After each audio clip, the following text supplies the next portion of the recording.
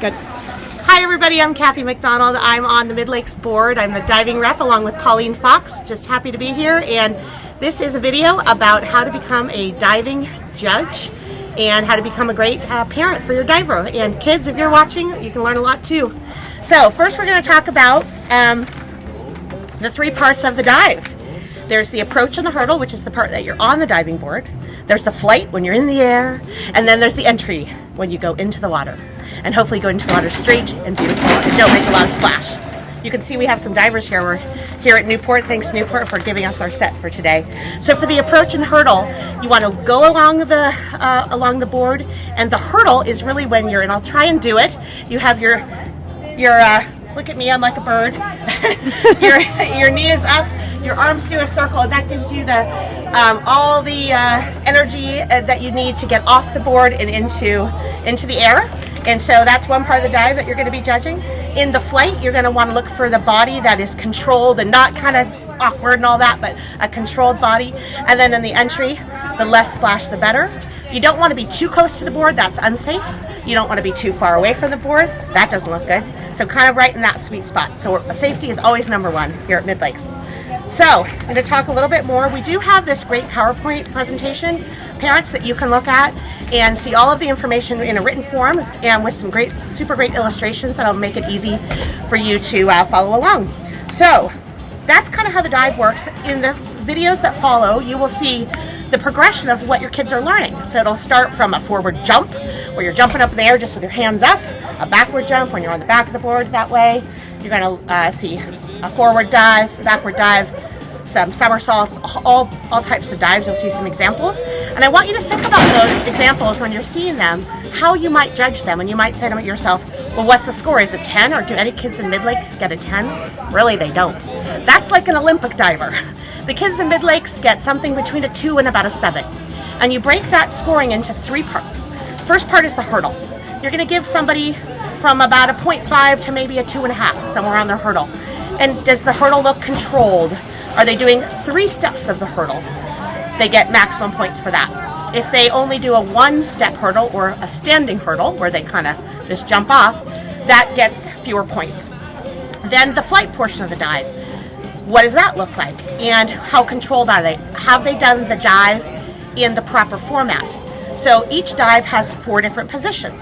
There's the straight position, the pike, the tuck, and the free, and you'll see those examples. So you have to do the dive that you're saying. So if you say you're doing a front dive in the tuck position, and you do a front dive in the pike position, that's actually a failed dive because you didn't do what you said you were going to do. So you need to do what you say you're going to do. Basically, you need to plan, you need to execute on that. If you run to the board and you kind of freak out and say, oh my gosh, I'm not ready to go, that's called a balk. The balk, you can balk once and you can redo it, but if you balk twice and you're over the age of 10, then that's a failed dive and you get 0 points. Sorry about that. So the way that the diving scoring works is this. Each dive has what's called a degree of difficulty attached to it. The dive is easier to do. It has a lower degree of difficulty. A jump is like a 1. The twisty, double, flippy things, those are much higher. So what happens is you put your score, so say you get a 5 on something, you times that by the degree of difficulty, that's the score.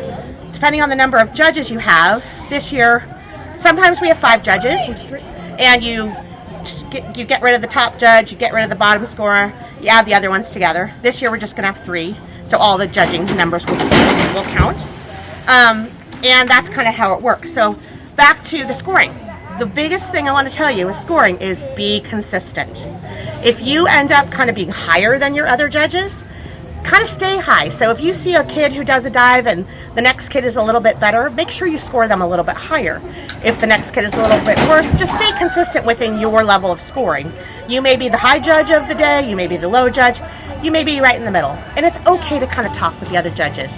There are some circumstances in which a dive has a maximum score.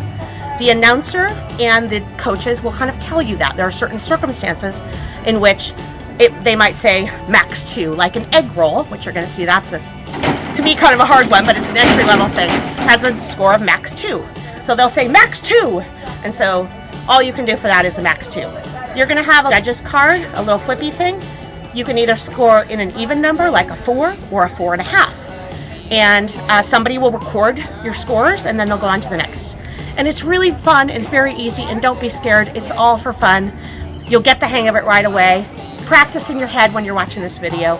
If you have any questions, Pauline and I are here. You can always ask the coach.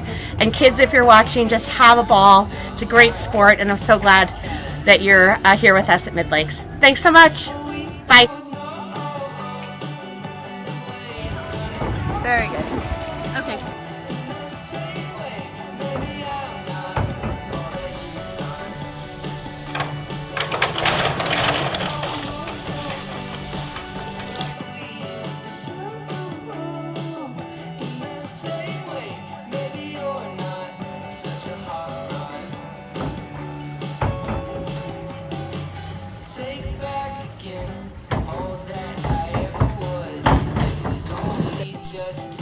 Yep. I never thought of it that way. But what do I know? Time. I'm sorry for not wanting violent force pushing you away.